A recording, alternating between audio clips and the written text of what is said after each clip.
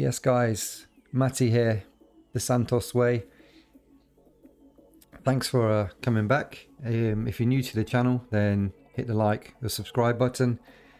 And for those of you that have been following me, you'll realise that I've ventured over into Twitch and I've covered a few live streams.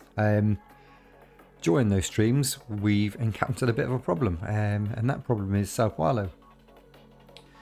So today's episode is purely going to be about kind of carrying out a bit of an opposition report on them, Hernan Crespo's team, try and identify their areas of their strengths, drill into a few of their weaknesses, and then hopefully it will create a bit of a profile for them that we can then look to adjust our tactics slightly when we play them next time to hopefully give us that upper hand. So we're in here now. The first time that we played São Paulo was a 3-2 defeat in the state championship.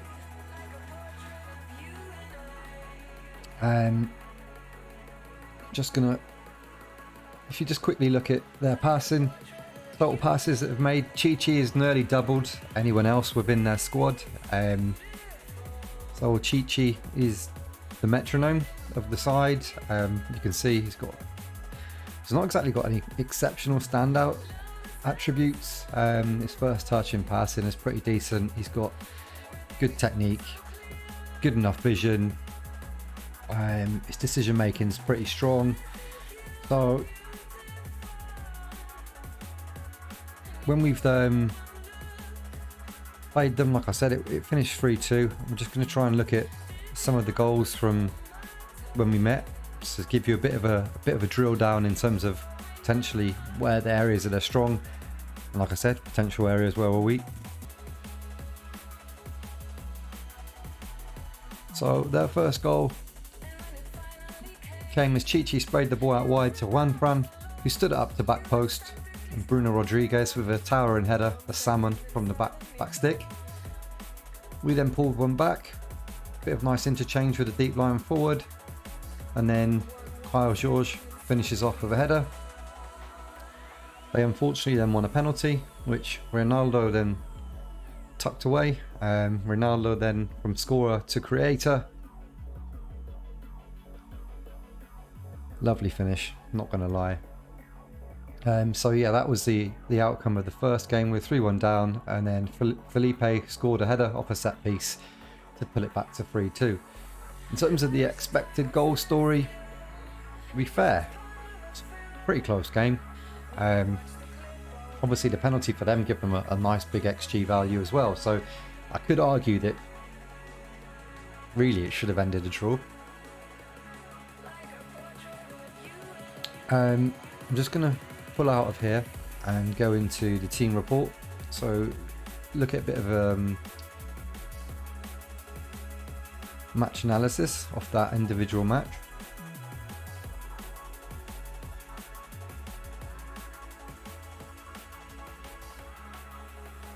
Which was back on the 7th of February. Obviously we've seen the goals. I'm just going to look at the passing first. If we look at their passing network, you'll see it's quite well balanced. Lots of nice little triangles in there, but you know, all these thicker lines are stemming from one player, and that player was the player that we highlighted on earlier on, is Chi, who's kind of like the focal point after they built from the back in terms of connecting the lines. He's kind of, I suppose, the lighthouse figure of the side, the beacon, the man that they all look towards to build their play. But I'm just going to focus on our key passes. We can get rid of this combinations at the moment. So the key passes are the, you know, for those of you that are unfamiliar with key passes, key passes is kind of the pass that leads to a shooting action. So a lot of these passes are coming from wide channels.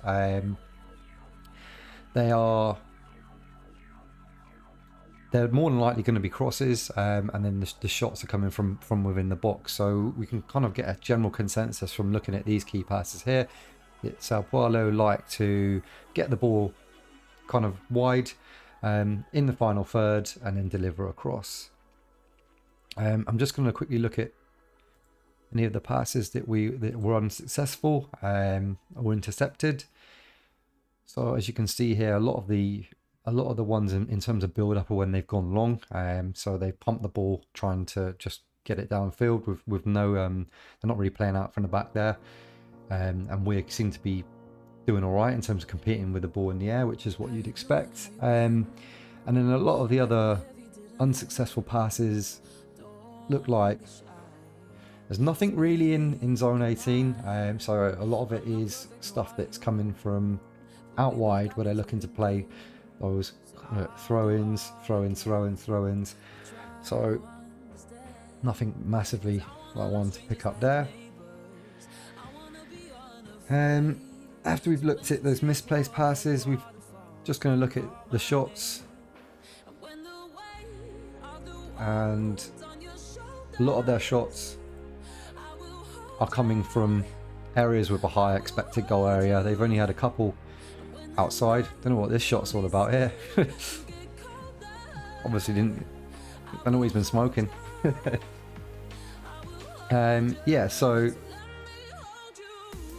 A lot of their opportunities are coming from, by the looks of it, the chances that they're creating from out wide. Next up, I've just pulled up the second game against them in the first leg of the final. Was the 1-0 defeat. Just going to get the goal up again. Everton Felipe. Arboleda with the header. So we're already starting to identify that there's a common theme here. In terms of the passing, again, Chichi again is kind of the gentleman who is kind of dominating the midfield for them. Everton Felipe also had 3 key passes within that game. He plays out wide right, which is probably him delivering those crosses. Just going to go back into the match analysis again and just look over the same medical center. Why am I going in there? Look over the same information as beforehand. So we're on the match analysis. I want to look at the individual match analysis.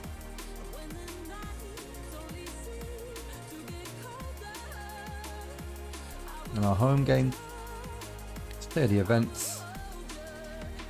Just quickly look at the possession again. The passes we want to look at.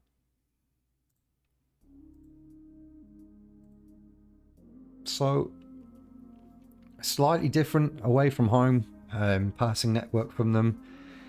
They were a bit disjointed down the left flank, played predominantly down the right this time, which, believe it or not, is Dani Alves, Everton Felipe, Chichi, and Bruno Alves. So potentially put a marker down here that they're a bit stronger on the right, which would lead us to probably want to be playing Juan Perez down the left to have a real strong defensive fullback against them. But let's not stop there. Let's look again at the passes that they've created against us. So the key passes this time away from home. Set piece. Unsuccessful passes and ones we've managed to intercept.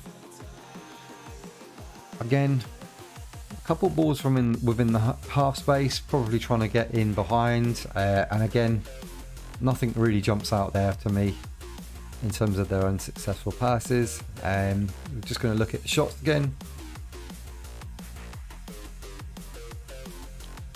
So we actually managed to stick them to taking 4 shots on goal, and they still come out on top. Compared to, yep. You see that? That's where we dominated this game, definitely. We just couldn't finish. But just going back to Sao Paulo, so all shots have come from inside the box. So they could potentially be working that ball into the box away from home. just trying to make sure that they get really good opportunities to score.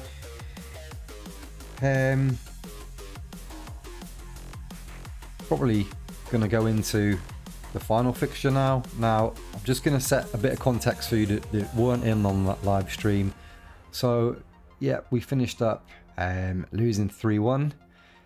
We did pull it back. Let me just get rid of this. We did pull it back to 1-1 on aggregate. And then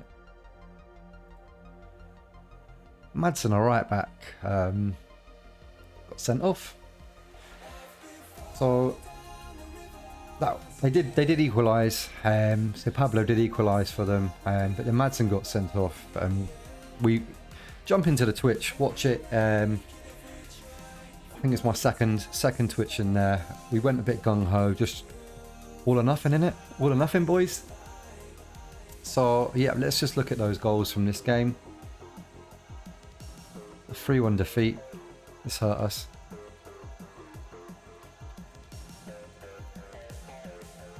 Hopefully this loads up. As we said, Sanchez, Alisson. Madsen plays the cute pass. Marino finishes in style. Silent celebration there.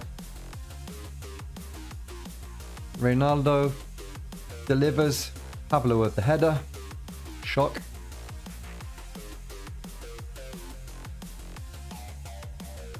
We were down to 10 men at this point. I can see that there was nothing we could have done. We blocked like the ball multiple times in terms of this goal. It was like pinball machine. And then Hernandez scored. And then they had a penalty, which they scored from again. So, again, just sticking to a consistent. Let's jump into our analysis report. We'll get there. Match analysis, individual match.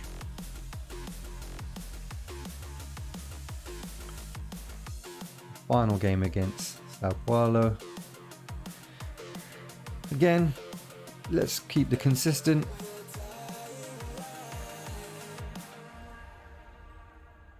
Back to their usual passing network. I think this time,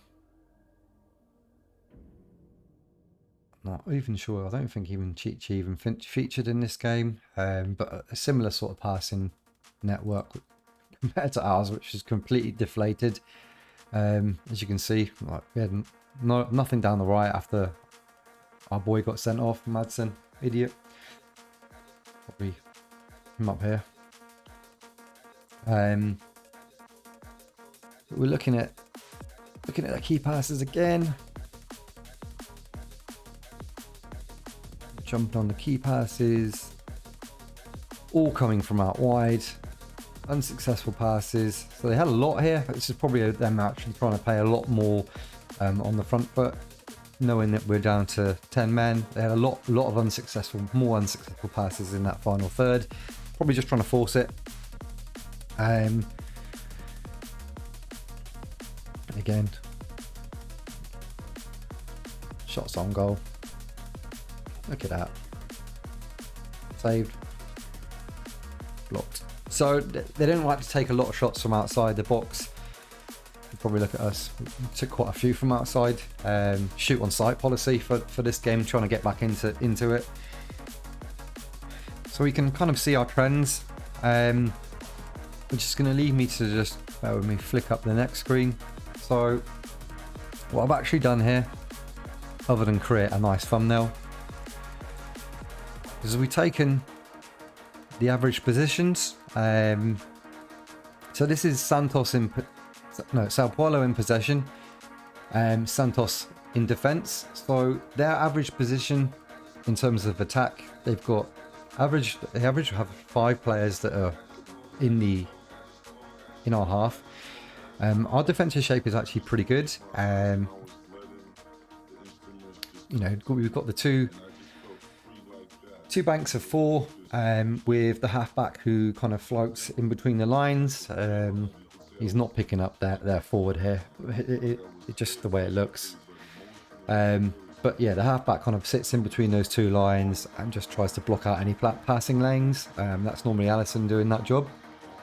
So potentially one thing that we're going to look to do in terms of this, we'll look a bit later, is this. Our kind of back four sit really narrow because we sit in terms of we're trying to force the opposition out wide. Probably not the best idea against São Paulo. When we look at the next screen, which is when we're in possession, our average position in possession, and São Paulo's average position out of possession. Bit of a tongue twister there. We've only got those three players that are in the half of the opponents. We've got no width whatsoever. Again, I think that the attacking width needs to be opened up a little bit more to kind of actually mean that we can exploit those flanks. But one thing I've kind of noted already is that there's a nice hole in the centre of the pitch. Yeah, as I was saying, so yeah, a big space there in zone 14. We can either look to, like I said, we've got the deep line forward on attack who can jump into that space at the moment, but it might be look to maybe play an attacking midfielder, trequartista, someone who can just permanently sit in that space and try and manipulate it a bit more. Or we can maybe even look to changing our Metzala to attacking playmaker on attack, who gets forward a little bit more and then can actually kind of look to distribute a kind of a killer pass more from within that zone. So we just try and walk you through that a little bit more. I've got the tactical board open just to try and show you what I mean. So with the tactical board open, I think some of the changes that we'll look to make is kind of change our defensive width a little bit, just so we're forcing the opposition to actually play through the middle, in through our masses of numbers. But yeah, I think in terms of in possession, we could even look, like I was just saying, we could look to change the formation and play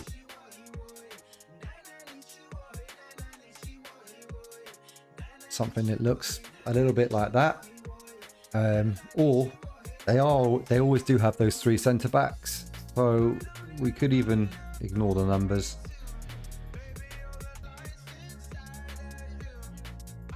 We could go and look to play a 4-4-2.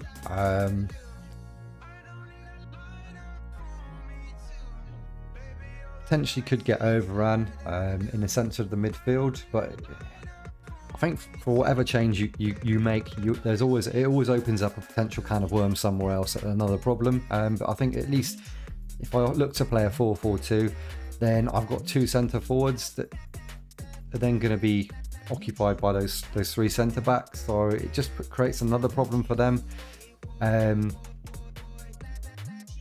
But yeah, I think, in terms of what we've identified is that if we look at our tactic that we are playing at the moment,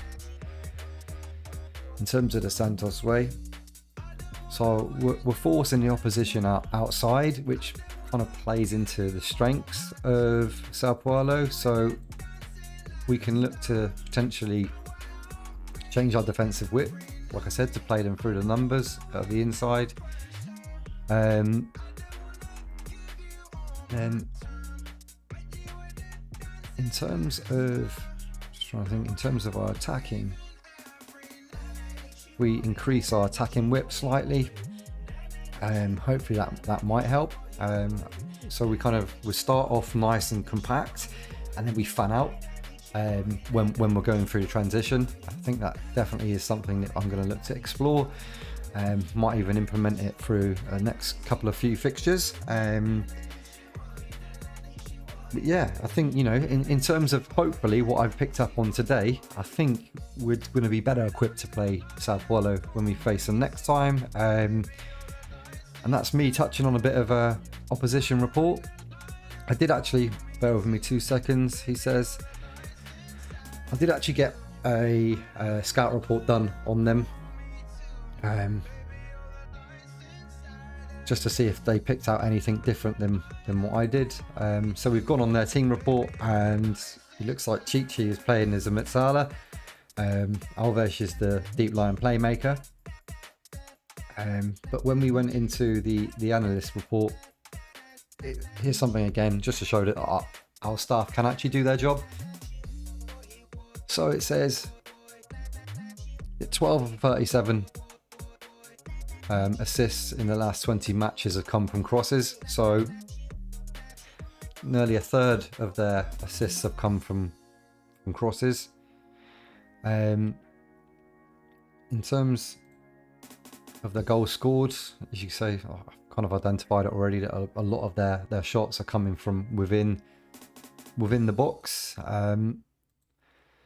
6 out of 12 goals conceded in the last 12 matches have been between the 16th and 30th minute, which is slightly unusual. Don't know why they switch off within the midpoint of the first half. And 4 out of the 11 conceded in the last 17 matches have come down the right hand side of the pitch,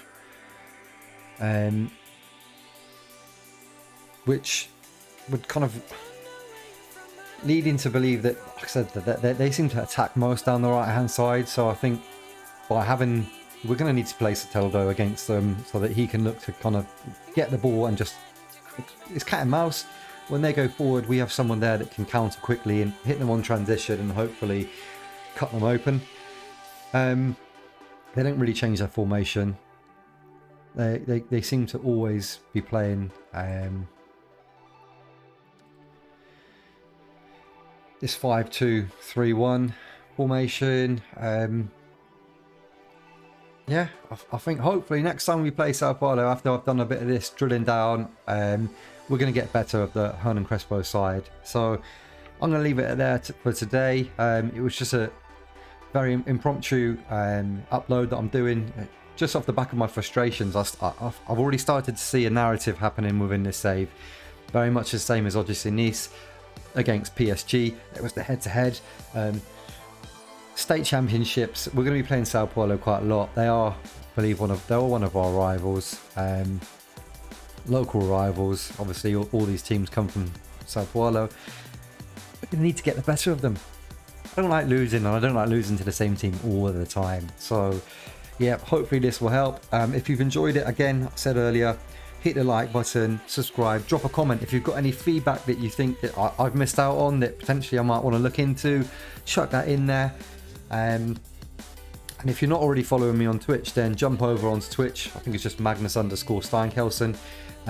But yeah, thanks very much to everyone. Obviously hit the 100 followers or subscribers on YouTube. Got the custom URL now, so I'm made up. So it's Monday, the 29th. Rule of 6 is in. Go out there, meet your friends, meet some of the family outside in a safe space, and let's hopefully start getting society back to normal. So Steinkelsen signing out. Peace.